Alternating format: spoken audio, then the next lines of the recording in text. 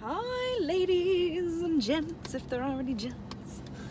Oh my god, let me just get comfortable. Okay, so I'm in the US. I'm here. So I look a bit of a mess today, but yeah, going for comfy. Okay, so on the last video, I spoke about how I came to the conclusion and how I came to the choice of abortion. On this video, I want to talk about the procedure, who I went through, my support system, and again, just like the choices that you have to make when you decide to go through with an abortion, So I first of all rang up my GP, so my doctor, and I mentioned to them that I was pregnant. They asked me how far along I thought I was, and of course they, straight away they ask you, which I didn't expect. I thought I would have to bring up the subject of termination. I thought that they would sort of just be like, oh, congratulations, right, okay, we'll book you in with a midwife and we'll do this and we'll do that, scans and all that. But they actually said to me, like the lady on the phone actually did say to me, are you going to go through with the pregnancy? And I was so glad that she said that, because I just remember thinking, oh my God, how am I going to breach the subject of termination to this lady on the phone who I don't know? Because you've got to remember that back then I physically couldn't even say the word abortion. Like the shame around it was horrific. So I was really glad that she sort of brought that up to me, which was great. So I did say to her, of course, I am considering not carrying along with the pregnancy. She said, that's absolutely fine. I can sort out some different support systems and different centres and things like that you can get in touch with. She said, personally, I would recommend Marie Stopes. And I thought, okay, Marie Stopes. Never heard of it in my life, of course, because I hadn't looked into it properly at this point. So she gave me the number to call. She said that she would call along as well, give them a message to say that I might be sorry giving them a call, because again, at this point, I wasn't sure what I was still going to do. I just needed to know that that was an option that was available to me. So I'd probably say about a day or two passed before I actually did give them a call. And they were really good, actually, because even before I rang them, they had sent me a message, like a voice message, just to say, hello, we're here if you need us, let us know. So I gave them a call and explained who I was, and they were really, really, really great. They sort of explained the whole process to me. They gave me, they sent me emails, like links and things like that, so that I could look into it a little bit further, so I knew exactly what I was getting myself in for. And then they also gave me a number that was a counselling number, I want to say.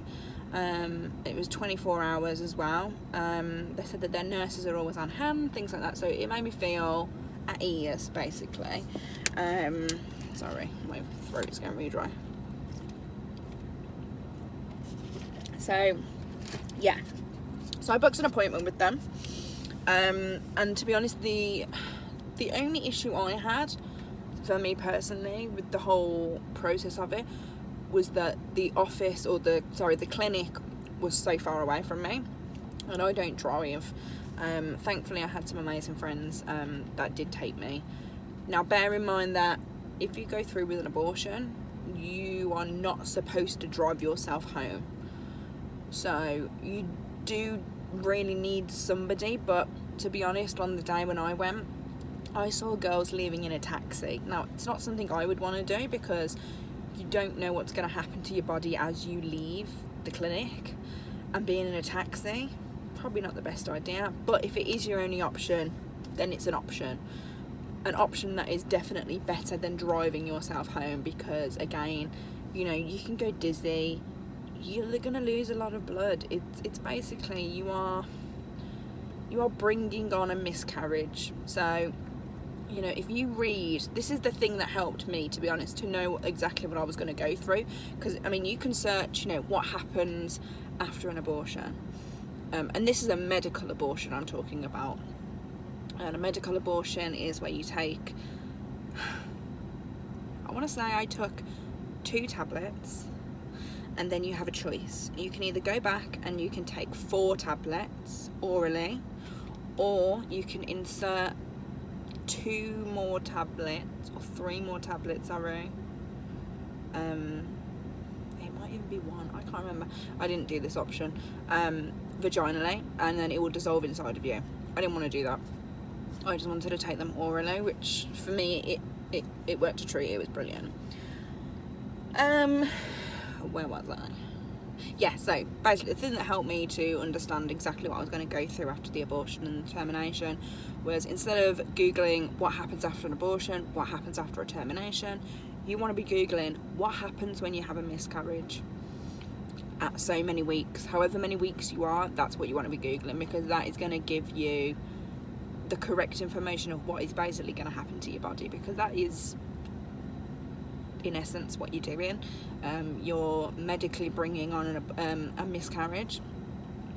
So yeah, the information is out there, but that is personally what I would search for instead of the abortion side of things, because it's a little bit, everybody's abortion is different, you know, what everybody goes through is completely different. So if you just look for the general miscarriage section on Google, then that's where the most information you're going to get is going to be. So yeah, so I went along to Marie Stopes, and I had to wait a very long time. So please make sure you're in something comfortable, because you're going to be sat there a long time waiting. At least I was. And they even said to me, oh, you know, your day's going to be quite quick, that we haven't got that many people in today. And I thought, this is quick? Like, I was there about 3 hours, and apparently most women are going to be there for about 6 to 8 hours waiting, which is crazy.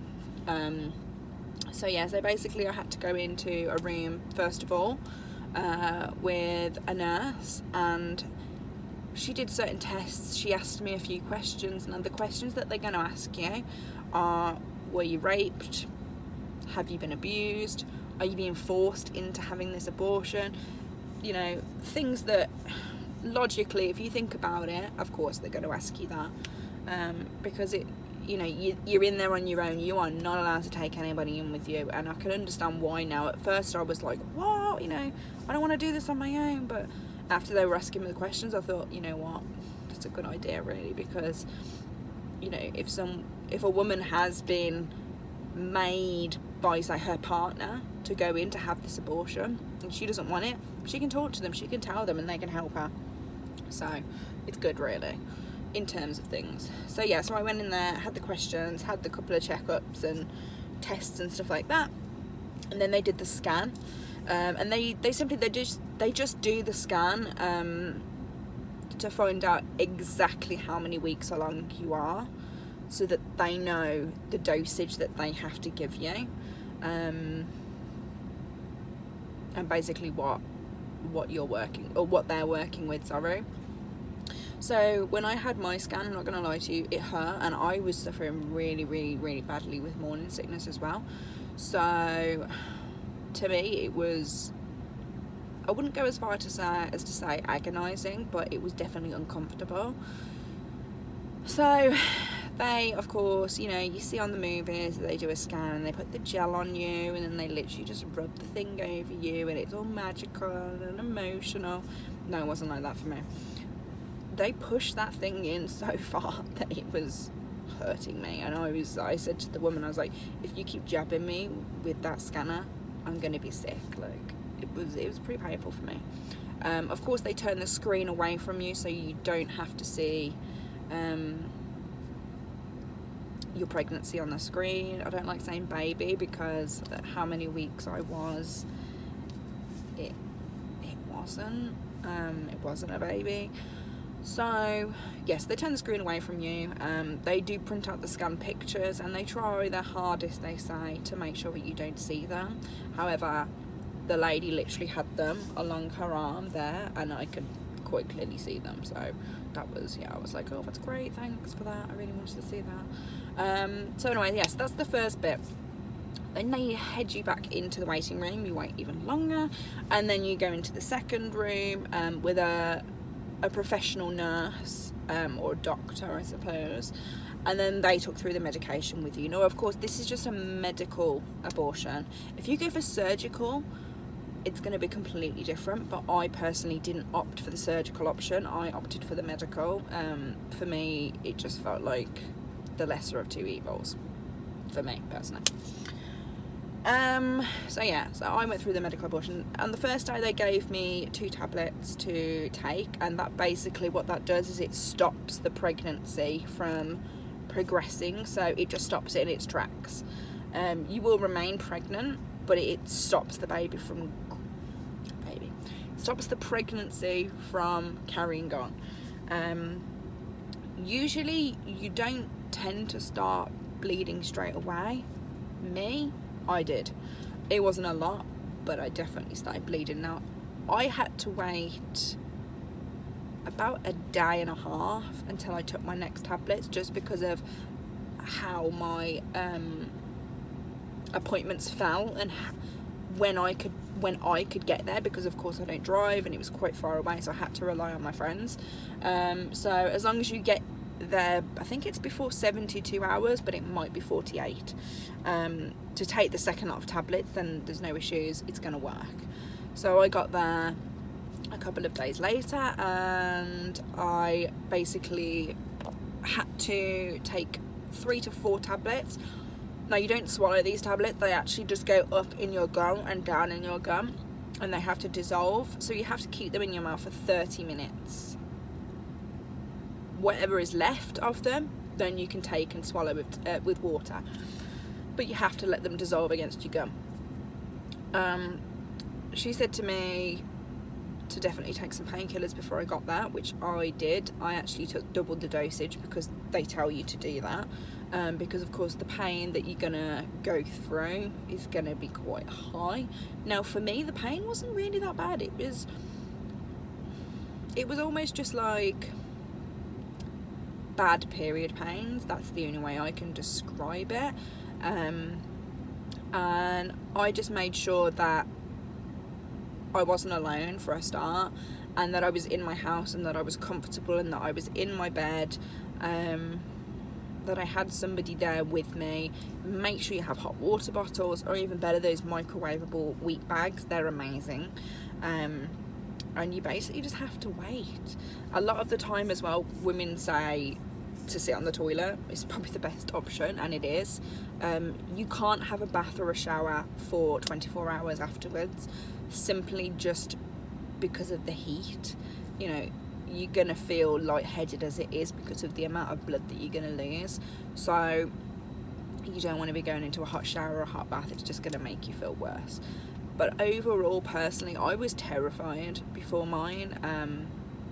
I really didn't know what to expect at all, and some of the stories that I read online were atrocious. They made me even more scared than I really needed to be, because it wasn't that bad. It wasn't.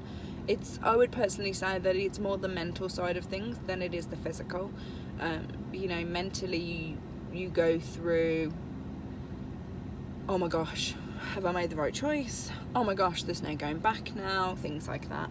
I even remember after taking the first tablet, and I said to the lady, if I decide that I don't want to go through this, have I already done this, or like, do I have to take the second tablet, or what? She said that basically if I change my mind, I shouldn't take that first tablet, because it can, of course it stops the growth of the pregnancy, so it's not gonna, you know, you're not gonna have a great pregnancy after that if you do decide to continue. So you really do need to think about it before you go in and have that first tablet, because it can have dramatic effects. So that's my personal termination story. I'm gonna leave a link below of some of the really great websites that I used personally, you know, that talk you through who you can go to, who you can talk to, the support systems that are available, what you go through, and basically just answer any of the questions that I know are going to be running through your head when you're about to go through this, and they are really, really helpful. So yeah, I'll drop a link below in the description box just of those websites. But yeah, thank you so much for watching, and I'll be back in a couple of days. I'll just continue the story basically of what actually happened after taking the tablets. So if you don't like gory things, if you don't want to hear it, then please don't watch that video because I'm going to go into detail. I just feel like women need to know exactly what's going to happen to them. You know, it's a difficult thing to go through, and when you do decide to do it, you want to know what to expect. So that's what I'm here to do, is just to help people. So anyway, have a lovely day, everybody. Thank you very much for watching, and I'll see you next time. Bye.